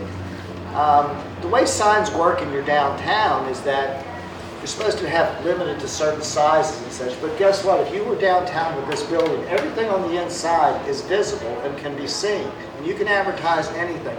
So when I drive down High Street, it's pretty amazing to me that there's a CVS there, and everything I see in it, wine, beer, all your certain selections. But signs are everywhere, and people talked about the temporary signs. Well, real estate is temporary signage, meaning that you almost never have to take them down. You know what I'm saying? It's temporary. We're advertising a rent. Well, the fact of the matter is that's been basically the policy all over Morgantown. So really, in reality, we have to start from scratch. But 15 years ago, 10 years ago, we had all this in place. And I just kept seeing it deteriorate. Just like Daniel's talking about zoning and zoning. At one point in time, we took all our zoning and went R1A. I'm sorry. I apologize. Anybody else on signs? I have no idea. Got a long history. I know you do, James. Well, signs do too. Do you support the city making changes with Morgantown Utility Board and considering to be involved in all MUB decisions of $1 million projects or more in the future? Deputy Mayor, you get to go first. Am I in favor of some changes? Yes, absolutely. I was one of the people who voted to table that because I thought that it came about pretty quickly and without enough discussion or communication. And I was on the committee that talked about those changes with MUB along with Councilor Butcher. we have made that ordinance as it stood when it was introduced is no longer the same. Many, many changes have been made, and it's still a living document. The mayor, I think, was taking a crack at it most recently. But we have made changes to that $1 million limit and some additional things here and there. It's been a couple of months since we had those meetings, but I'm in favor of the city council person being on the board for sure, because while we have our own communication issues, that doesn't preclude communication issues between our two agencies, and they are a part of the city. And at the end of the day, as Mike McNulty said in the Dominion Post very recently, they are not regulated by the PSC. They are a local utility, and we are charged with that. Marley, MUB changes. These are community utilities, and they're affecting everyone in our neighborhoods and everyone who we would represent. The city should definitely be involved in these major decisions. Brian? Yeah, I mean, I think that the original ordinance that we proposed was kind of one of the many times in which the city has taken on things without fully considering what the implications of what they were putting forth might be. And I think it was good that we were able to meet in those committee meetings. I think those were really productive. I remember Mike McNulty saying at one point that he said, like, when we finished the meeting, he said, "Look, I don't like you." and we were able to actually like communicate and get along. And I think that was, I think coming out of those meetings was the most like hopeful I've been for how we can build things going forward. And I don't think that, I think the specific question was talking about, should we be involved in every project over $1 million? I think that's something we discussed in that committee pretty much the entire time. That was most of what we had discussed. And how that was very strange demarcation. And I believe that we came to a good resolution on that, and I hope that we can actually get an ordinance for it. Thank you, Brian. Ben? I think being involved is definitely a good thing. I would agree with that. I don't know what the number of you should be. I'm not super familiar with this, but there should be some involvement there. I mean, there just has to be some communication, and you always want that other voice that has looking from a different angle to actually have a discussion. Everybody has the same voice, and we know we have no discussion. James, MUB changes. Yeah, MUB changes, as far as that goes, certainly no limit on $1 million projects, certainly. Here's what we have to understand. The MUB was formed by the city of Morgantown, was created for the city of Morgantown. Because of the growth within the county and other areas without the different districts, we've taken on that responsibility. And we've done that, and MUB is a very good organization in the sense of providing those services, working with the growth. There was just a transaction that took today that was approved at the county commission. But here's the situation that I have the problem with. I live in the city of Morgantown, okay? We have the outdated infrastructure. We have the stormwater lines. We have all these other things. Who's responsible for the curbs? Who's responsible for the sidewalks? Who's responsible for the cuts? Well, here's what I'm going to tell you, folks. I lived it. Okay? I had a lawsuit against MUB and the city. Guess what? I can tell you about the internal workings. If you don't think that brought strife and conflict within each other, so what I'm suggesting is that we have this interpersonal relationship that's so much more than being able to go out and develop. We want to develop everything for everybody that needs MUB. We need to do that. But the fact of the matter is, we have the aging infrastructure within the city of Morgantown. I have been, and everybody has paid $6 a month for 20-some years. I have paid over $360,000, and I don't know that I ever got a cent in return, other than when they paid, they created a situation where the curb cuts and things, and they were behind, so it caused us more flooding into some of our properties. Thank you, James. And Louise? Like Ben, and I'm not familiar with the current commission or council's legislation on it, but I would support the city work. The next question is not really a question. All it says is WVU Morgantown town gown relationship. I'm gonna make you go last, James. That was my question. Did you? I think you slipped it in there. That's what I'm gonna make you go last. So let's start on the other end. The WVU Morgantown relationship. The WVU and city's relationship. Yeah. It's very important since they bring so much into the city as far as revenue. Without WVU, we'd be another little mining town that's run down in front. So it's very important to have a relationship there. At times it seemed like they kind of run the town in the past. So it'd be nice if they didn't run it, if we worked together and very involved. Right? Yeah, I feel like WVU is a complex organization just like the city is, but I don't think that we do enough to be cooperative with one another. We do a lot, but we don't do enough. And I think that the highest levels of power at the city and the highest levels of power at the university don't necessarily really care what either one is doing. And that has been to the detriment of both of them. And I think we need to both come to an understanding that we can only be better together and that both will thrive if we can cooperate. Marley. With WVU, we have to look at some of the issues here, and some of that is how do we get students and staff involved in our community? Literally make it easier for them to leave campus, to get into our downtowns, into our wonderful neighborhoods. But we also need to consider housing aspect. The city WVU continues to expand land growth, and while it's wonderful to have more, infrastructure for students, it also reduces the amount of taxes that we can consider for our services in the future. So we need to stop operating in two separate silos, two separate vacuums, and just, work together and see what are our common interests and, how can we work together better. Danielle.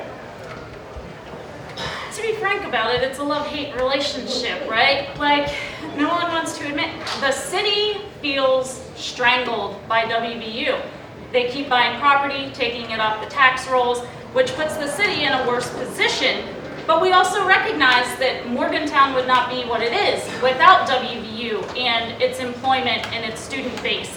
So that is a relationship that needs a lot of nurturing. I was in the city manager's office today and he said, oh, I'm sorry, I have to go. I have a meeting with WVU. I'm like, oh, by all means, please get out of here. We have been working to try to get more of their staff and their students engaged through their Center for Community Engagement and a lot of their volunteers. We've been bringing on interns from WVU. We have them on several of our boards and commissions, but we're also looking, especially right now, trying to get more WVU representation on our Main Street board to really get them involved in our downtown, because the issues that we have downtown are affecting WVU just as much as they're affecting the city. We definitely need to work together with WVU and have a good relationship. 60 seconds, James. Well, she gave me your time. Whenever, guess what, folks? When we have the new city council, all right, when we're doing this, okay, if you bring 5 friends in with you, okay, but they're not able to speak, and they say, guess what? We'll give the opportunity to a person to speak a little bit. We'll do that. But the fact of the matter is, I'm the guy who's been saying for years and years and years, we need to build a town-gown relationship. There was a long time that WVU didn't need us. They didn't need us, but guess what? We're in a different era now. With enrollment going down, retention, and parents calling constantly. Why should I send my kid to WVU? What's going on in downtown Morgantown? What is the surroundings we're in? So what I'm suggesting to everybody here tonight, that you'll hear 4 years of me with the mantra, transparency with WVU, growth with WVU, working with us in our community, because guess what? They're not moving anywhere.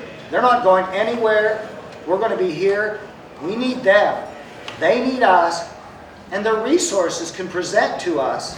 We were talking about incubators. We were talking about business. Those are the things we're talking about. These are the relationships we can build. We're talking about health crisis.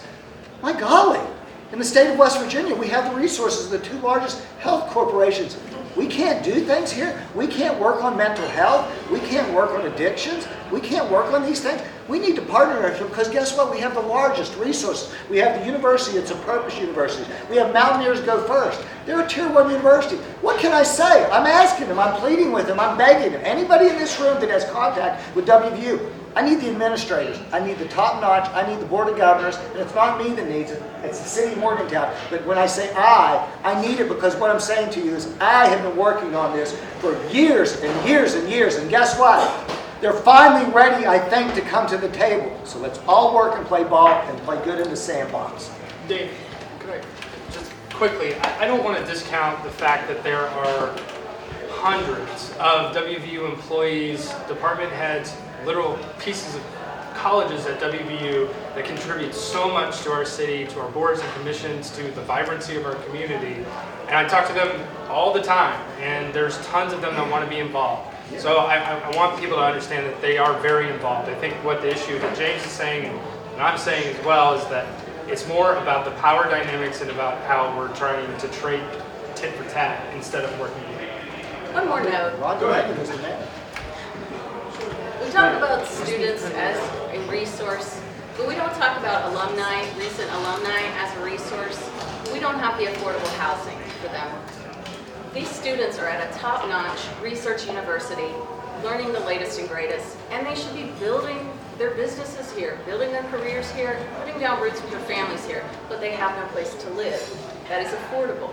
So we need to make sure that's part of the bigger picture so we can keep these students with us. Next question, are you for or against drag queen story time at the city library? Why or why not? Start with James and go down the line. I'll tell you what, my wife was a special education teacher for years and an educator for 35 years, okay? And that being said, I believe that there's, as I said again, inclusivity. I think there's times and places for everything, okay? In the sense that what is the point that we're trying to make, okay? If indeed you're in a community that would accept that and they think it's great and there's a time for it, let's go for it. But guess what? If it's going to offend everybody else to the point of causing divisiveness, because this isn't what I want. I don't want devices. And guess what? This isn't a subject that I even want to talk about again. I'm sorry I even answered, but my wife strongly feels that she's against it, okay? So I'm speaking more to my wife in this case, because I'm pretty tolerant of everything. But guess what? My wife is a strong, strong Democrat. But guess what? There's certain things that we can't abide with, because guess what we do? We work really, really hard. We work really, really hard for our families and for our friends and for our community. And what we do, we expect other people to do the same types of things. Thank you, James. Weezer. Yeah, this is a resource. This is a tough one for me because, you know, I'm a part of the LGBT community, and we both are. And it's just, you know, they're my friends. I have friends, but there are some things that make people uncomfortable, and I get it. And I'm, you know, we have like the drag queen bingo out at, it supports the fire department out at Cheat Lake. I actually went by there one time to see what it was all about. My gosh, it was 90% wasn't the gay community, it was people outside of our community supporting them because everybody came together for the fire department. What I'm suggesting is there's the time and place. If the fire department wanted to do these things, that's a wonderful thing. Right. I mean, like I said, it's not going to make everybody comfortable, and it's, you know, I can't speak for the other. I just know that some of those people are my friends, and I don't want to see any harm come to them for trying to do an event, any event, bingo, library reading, books, you know. That's just a tough thing. Danielle? I think it's hard to pride ourselves on being a welcoming and inclusive community if we're automatically banning things. I think if someone wants to reserve a room at the library for that purpose, I don't have a problem with that, just like I wouldn't have a problem if someone wanted to reserve a private room at the library for a Bible reading. Our library is there to serve everyone. If you don't like it, don't take your child. I don't understand understand why we constantly have to hate on what other people Yes. choose to do. There are Yes. probably a lot of choices that other parents make that I would not choose to make for my own son, but who am I to tell them not to do that? Exactly. Excuse me, Marley. To your question of what's the time and place, it's the library. It has every subject in the world. And are we gonna start censoring books? Are we gonna start saying the city has to approve or disapprove activities that the library either hosts or allows an outside community group to do? I'm in favor of the library having freedom of speech, and this is part of that. Brian? I mean, the root of the question is a supposition that a narrative that people who dress in drag are inherently dangerous towards children. And that is an inherently dangerous narrative for those people. It gets them killed. It has in many communities. And it's not okay to sit here and say that we're going to be tolerant of people being, against that sort of thing, especially when it's what they choose to do. If you don't like it, don't take your kids there. That's all there is to it. And you should be. We are not tolerant of intolerance. And Ben? I agree with the time and place, as James said. When you bring in the factor of children, that's when I think it's different. I'm big on protecting kids. I'm big into youth sports. Children are our future, and that's a tough one for me because no matter how well you know people, there are some people who are. It seems like it's in reinforcing confusion. If somebody is like that, somebody is like that. Respect everybody for who they are. They're people. Every person's their own person. I just have the thing with the kids is a tough spot for me. And bingo. Do what you want when you want. It doesn't affect me. But if it has such a bad response for so many people, you don't want anyone getting hurt.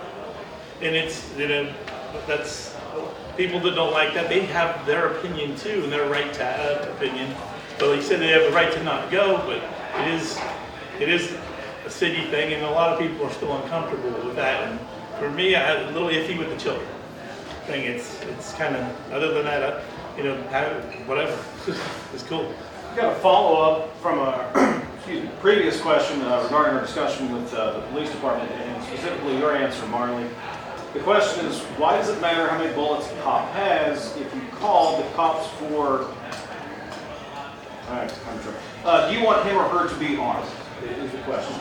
So specifically, why does it matter how many bullets you're carrying, and do you want the officers to be armed? I think we should be focusing more on a community policing model rather than a militaristic model of policing. I do not think that it is necessary to have 70 bullets to respond to a general complaint. I'm not here to say what's the appropriate thing in police training. So I'd like to hear more about that. Final question from the audience tonight, and then you'll have your 2-minute pitch. Would you agree, if elected, to ask the state for an audit of the city of Morgantown? We'll start with James, and down the line we'll go. State audit, I think some of those things take place. I believe we have to bring in certain accounting agencies and things to make sure that our books are correct. I've looked at our budget. It's not super complicated in the sense that I don't think at this point in time that we need to do that. Okay, once I get in there and look at the budget, if I feel that there's things that aren't not kosher, things that are not right, and certainly I have some questions about the budget, but it's not an auditing issue. I have questions about how we move things to a capital budget when it's never even been discussed. We're talking about defense and depth. Okay, how did defense and depth even happen? Going down the road, then we're not prepared to go down. At least we don't have the time for tonight, Jen. Like James, I haven't seen the budget, I haven't seen the books, so I'm not familiar with it. But if it needs to be audited, yeah. Danielle. state requires that we have an open checkbook. That information is available online, and we already have an audit. I believe it's every October. Marley, audit. The city is audited, just like the Mountain Line Transit Authority. Our public institutions are audited, and that information is transparent. Brian? Yeah, we like everyone has said, we receive audits. I think at the heart of the question, though, is that people feel that there's a lack of transparency, and I can agree with that. I think that there's not enough communication out into the public about the things that we're just talking about, because most people probably don't even get up now. So I think we can do better at communicating and branding and letting people actually know what's happening and actually talking about the things that we do, including the budget. Ben, audits. Businesses have audits, it happens all the time. Cities should be run like a business at this point, and yeah, I mean, it's if it's been proper time, if there's nothing wrong, it's not going to hurt anything. Let's look at it. Real quick, as far as the audit to the budget, one thing that the transparency that everybody keeps talking about is this. We have a budget that has to be delivered by March 15th. We're not going to talk about it until the committee of the whole. I asked to see that, and they said it's a preliminary document that it can only be seen by council. Well, when do we, the public, get to see it? Oh, guess what? We'll get to see it at the first reading, then March 5th or so, second reading, March 12th, if that's Tuesday. Why? Why are we here to the end of the year? We're not been talking about budget. We're not talking about capital expenses. Audits? I think that we need to start looking at our budgets before we think we even worry about audits. Ben, since you got to do your intro last, you can go first. Here's your pitch. Why Ben Mayle? I want to help, mend those relationships. I want to make Morgantown safer. I want to make people want to come back downtown. If we get businesses back in downtown, B&O tax, more revenue to work with, to do things, to help with things. I like helping, but I believe in municipal responsibilities that need to be taken precedent here. And I like the parks. I do like to help people. I like transparency. I think it's moving in the right direction there. I would like to continue to see that. And I'd like the election move to something that makes sense. This makes no sense any longer. Participation so all. The excuses have been we don't want to change the charter. They changed the charter for staggered terms. It needs to be on a general election, Mayor, November, don't care. Thank you very much, Ben. Brian Butcher. Yeah, I'd just like the opportunity to serve another 4 years so I can finish what I've started. And, I believe that changing the terms to 4 years was a great idea because you get about 2 years in, you realize that you're finally effective. And I do agree with Ben, and I believe I signed Todd's petition too to change the date of the election. I think that our voter participation is abysmal, and I do hope everybody here votes. I hope we get as many people as we can out here. It'd be really great to see a city election that had a better turnout than a general. I know that's not going to happen, but we can certainly try this time. Marley Ynigues. I love Morgantown. I love West Virginia. I think we have a lot of really unique stuff here, and we should be building on that. We should not be trying to just let's pretend to be Asheville or some other city. We are our own selves. We have our own community and culture that we should be lifting up. I wrote a book recently, and it's all about West Virginia and everything that is beautiful about it. It's called Christmas Eve in the Mountain State, and it's just celebrating everything that's great here. And I want to bring that energy into our city council. Right now, we are dealing with treading water. We are dealing with needless bureaucracy. A lot of the things that sort of city councilors are claiming credit for took months of pushing to reach. Let's work toward newer ideas and new perspectives on council. Thank you. Danielle Trumble. As Brian alluded to, we voted to switch our terms from 2 years to 4 years, and in my opinion, the wrong councilors got the first 4-year terms. We have gotten our feet under us. We are moving in the right direction. I myself have worked tirelessly. I cannot tell you how many hours I put in per week on behalf of the people that I represent, and I am happy and proud to do it, and I would like the opportunity to continue serving for 4 more years. I have started to peel back layers of city government that have not been touched in what seems like decades.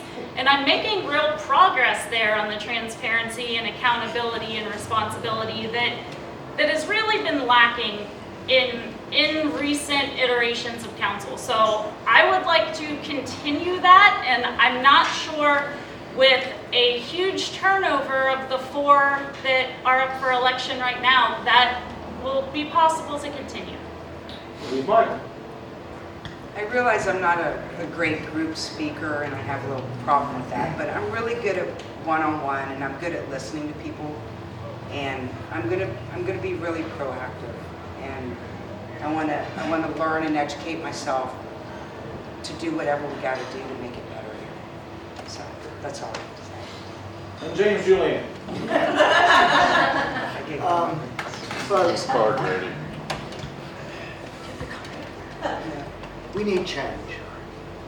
So obviously, we need change, okay? The direction this city is going in now is a very bad trajectory.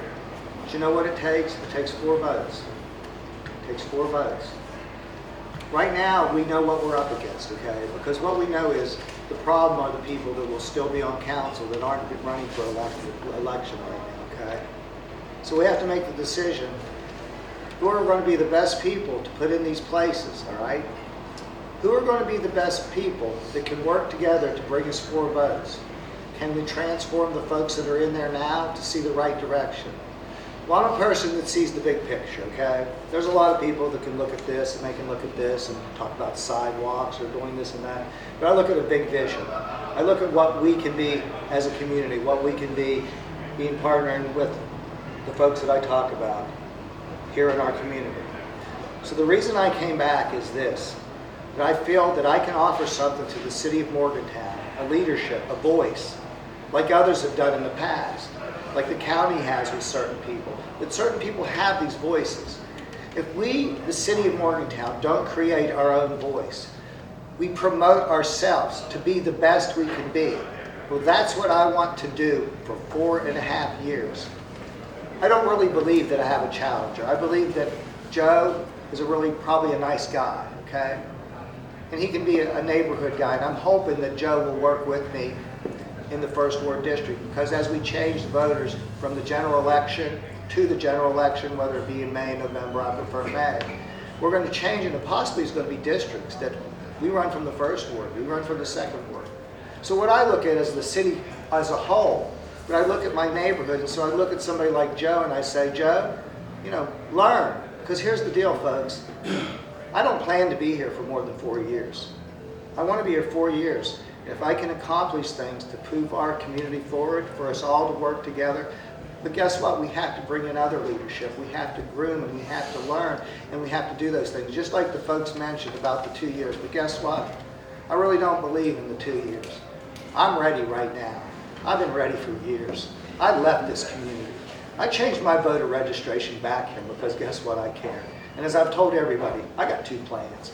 Plan A is to work my ass off with more passion, more experience, and more leadership and gain this community a voice that they don't have. Or guess what I get to do? I get to do the other plan, which means I get to spend time at my wonderful national landmark home. I get to spend the other half of my life in Winter Park, Florida, and I travel the world.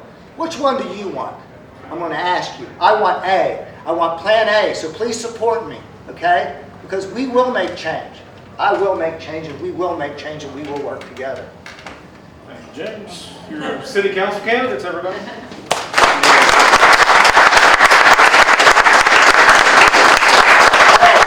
One thing. These folks are wonderful. No, I need to thank you guys. I need to thank you for coming. I need to thank you for putting this on, and I need to thank Dave. We all need to thank these folks.